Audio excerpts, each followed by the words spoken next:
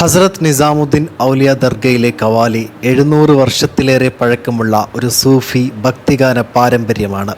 13-ാം നൂറ്റാണ്ടിലെ പ്രശസ്ത സൂഫി വര്യനായ ഹസ്രത്ത് നിസാമുദ്ദീൻ ഔലിയയുടെ പ്രിയ ശിഷ്യനും പ്രശസ്ത കവിയുമായ അമീർ ഖുസ്രുവാണ് ഈ പാരമ്പര്യം ജനപ്രിയമാക്കിയത്.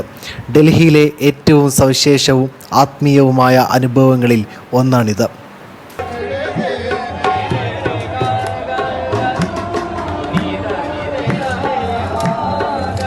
വൈകുന്നേരങ്ങളാണ് ഇവിടുത്തെ ഏറ്റവും സവിശേഷമായ സമയം. അന്നേ ദിവസം ഇവിടുത്തെ അന്തരീക്ഷം അതീവ ആത്മീയവും ഊർജ്ജസ്വലവുമായിരിക്കും.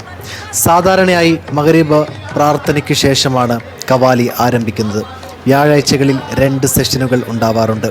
വൈകുന്നേരം 6 മുതൽ 7:30 വരെ, കൂടാതെ രാത്രി 9 മുതൽ 10:30 വരെ. വ്യാഴാഴ്ചയാണ് പ്രധാനമെങ്കിലും ആഴ്ചയിലെ എല്ലാ ദിവസവും സൂര്യാസ്തമത്തിന് ശേഷം ചെറിയ കവാലി സെഷനുകൾ ഇവിടെ നടക്കാറുണ്ട്. തലമുറകളായി ദർഗയിൽ കവാലി പാടുന്ന നിസാമി ബ്രദേഴ്സ് പോലുള്ള പ്രശസ്തരായ പരമ്പരാഗത സൂഫി ഗായക സംഘങ്ങളാണ് ഇവിടെ പാടുന്നത്.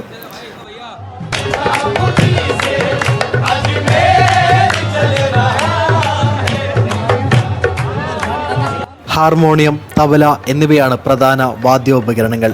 കയ്യടികളും ആവർത്തിച്ച് പാടുന്ന വരികളും ചേർന്ന് കേൾവിക്കാരെ ഒരു ആത്മീയ ലഹരിയിലേക്ക് നയിക്കുന്നു.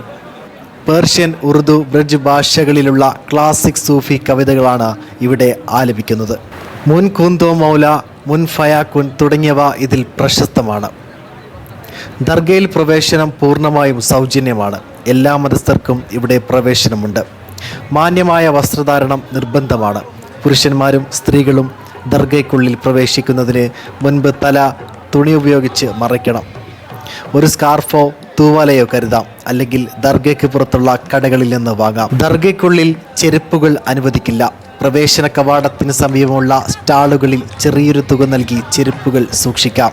മുൻകൂട്ടി ബുക്കിംഗ് ഇല്ലാത്തതിനാൽ ആദ്യം വരുന്നവർക്ക് മുൻഗണന എന്ന രീതിയിലാണ് മാർബിൾ തറയിൽ ഇരിപ്പിടങ്ങൾ ലഭിക്കുക.